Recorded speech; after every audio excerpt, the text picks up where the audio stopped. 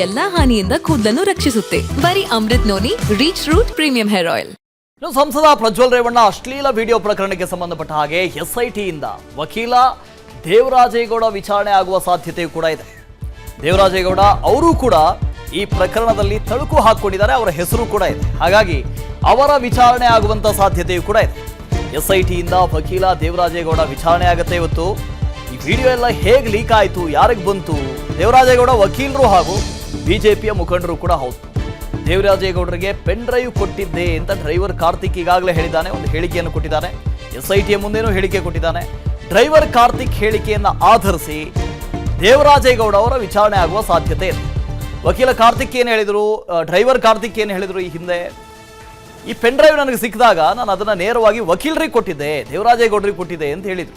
ಹಾಗಾಗಿ ದೇವರಾಜೇಗೌಡರನ್ನ ಕೂಡ ಇವತ್ತು ವಿಚಾರಣೆ ಮಾಡುವಂಥ ಸಾಧ್ಯತೆ ಇದೆ.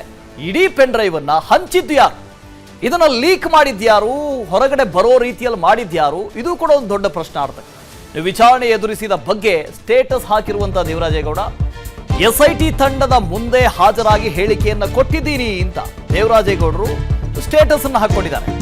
ಎಸ್ಐಟಿ ತಂಡದ ಮುಂದೆ ನಾನು ಹಾಜರಾಗಿದ್ದೀನಿ, ಎಸ್ಐಟಿಯ ಮುಂದೆ ನನ್ನ ಹೇಳಿಕೆಯನ್ನ ಕೂಡ ದಾಖಲು ಮಾಡಿಕೊಂಡಿದ್ದೀನಿ, ಈ ಪ್ರಕರಣಕ್ಕೆ ಪೂರಕವಾದ ಸಾಕ್ಷ್ಯ ಹೇಳಿಕೆಯನ್ನ ನೀಡಿದ್ದೇನೆ ಅಂತ ದೇವರಾಜೇಗೌಡರು ಹೇಳಿದ್ದಾರೆ. ಪ್ರಕರಣದ ಪ್ರಮುಖ ಆರೋಪಿಗಳ ವಿರುದ್ಧ ಕ್ರಮ ತೆಗೆದುಕೊಳ್ಳಿ. ಯಾರು ಪ್ರಮುಖ ಆರೋಪಿಗಳಿದ್ದಾರೆ ಅವರು.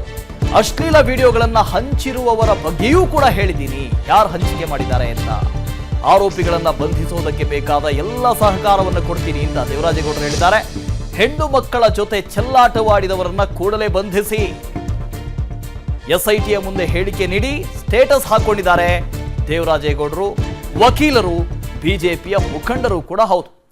ದೇವರಾಜೇಗೌಡರು ಈ ಹಿಂದೆನೇ ಹೇಳಿಕೆಯನ್ನು ಕೊಡ್ತಾ ಇರುವಂಥ ಸಂದರ್ಭದಲ್ಲಿ ಹೇಳಿದ್ರು, ನನಗೆ ಗೊತ್ತಿತ್ತು, ಈ ವಿಡಿಯೋಗಳು ಇದ್ದಿದ್ದು ಗೊತ್ತಿತ್ತು, ಪೆನ್ ಡ್ರೈವ್ ಇದ್ದಿದ್ದು ಗೊತ್ತಿತ್ತು, ಆದರೆ ನಾನು ಹಂಚಿಲ್ಲ ಅಂತ ಹೇಳಿದ್ರು. ನೇರವಾಗಿ ಡ್ರೈವರ್ ಕಾರ್ತಿಕ್ ಇದನ್ನ ಹಂಚಿದ್ದಾರೆ, ಯಾರಿಗೋ ಕೊಟ್ಟಿದ್ದಾರೆ, ಅವರು ಇನ್ಯಾರಿಗೋ ಕೊಟ್ಟಿದ್ದಾರೆ. ನಂತರದಲ್ಲಿ ಇದು ಎಲ್ಲರಿಗೆ ಸರ್ಕ್ಯುಲೇಟ್ ಆಗಿದೆ, ಎಲ್ಲಾ ಕಡೆ ಹಂಚಿಕೆ ಆಗಿದೆ ಅಂತ ಹೇಳ್ತಾ ಇದ್ರು ದೇವರಾಜೇಗೌಡರು. ನನ್ನ ಜೀವನದಲ್ಲಿ ನಾನು ಮಾತ್ರವಲ್ಲ, ನನ್ನ ಕೂದಲು ಕೂಡ ಆಗಿರ್ಬೇಕು ಸ್ಟ್ರಾಂಗ್ ಅಂಡ್ ಸ್ಟೈಲಿಶ್. ಬರೀ Amrut noni reach root premium hair oil ನೊಂದಿಗೆ. Reach root premium hair oil. ಇವತ್ತು ಕೂಡ ಅದನ್ನೇ ಸ್ಪಷ್ಟವಾಗಿ ಹೇಳಿದ್ದಾರೆ, ನಾನು ಆ ರೀತಿ ಮಾಡಿಲ್ಲ. ನಿಜಕ್ಕೂ ಯಾರು ಈ ವಿಡಿಯೋಗಳನ್ನು ಹಂಚಿದಾರೋ ಅವರಿಗೆ ತಕ್ಕ ಶಾಸ್ತಿ ಆಗಬೇಕು, ಶಿಕ್ಷೆ ಆಗಬೇಕು ಅಂತ ಅವ್ರು ಕೇಳ್ಕೊಂಡಿದ್ದಾರೆ.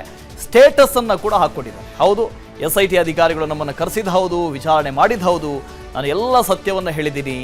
ನಿಜಕ್ಕೂ 11 ಗಂಟೆಗೆ ಸರಿಯಾಗಿ ಎಸ್ಐಟಿ ತಂಡದ ತನಿಖಾಧಿಕಾರಿಗಳ ಮುಂದೆ ಹಾಜರಾಗಿದ್ದೀನಿ, ನನ್ನ ಹೇಳಿಕೆಗಳನ್ನು ಕೊಟ್ಟಿದ್ದೀನಿ, ಸಾಕ್ಷ್ಯವನ್ನು ಕೂಡ ಕೊಟ್ಟಿದ್ದೀನಿ, ನನಗೇನೆಲ್ಲ ಗೊತ್ತಿದೆಯೋ ಅದೆಲ್ಲವನ್ನ ಹೇಳಿದ್ದೀನಿ ಅಂತ ಹೇಳಿದ್ದಾರೆ.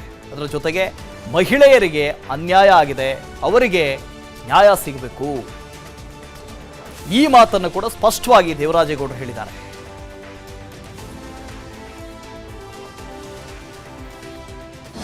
ಅನುಕ್ಷಣದ ಸುದ್ದಿಗಳಿಗಾಗಿ ವಿಸ್ತಾರ ನ್ಯೂಸ್ ಯೂಟ್ಯೂಬ್ ಚಾನೆಲ್ ಸಬ್ಸ್ಕ್ರೈಬ್ ಮಾಡಿ. ಹೊಸ ಸುದ್ದಿಗಳ ನೋಟಿಫಿಕೇಶನ್ಗಾಗಿ ಬೆಲ್ ಐಕಾನ್ ಕ್ಲಿಕ್ ಮಾಡಿ. ಲೇಟೆಸ್ಟ್ ಅಪ್ಡೇಟ್ಸ್ಗಾಗಿ www.vistaranews.com ವೆಬ್ಸೈಟ್ಗೆ ವಿಸಿಟ್ ಮಾಡಿ. ಅಂಗೈಯಲ್ಲೇ ಜಗತ್ತಿನ ಸುದ್ದಿ ತಿಳಿಯಲು ವಿಸ್ತಾರ ನ್ಯೂಸ್ ಕನ್ನಡ ಆಪ್ ಡೌನ್ಲೋಡ್ ಮಾಡಿ.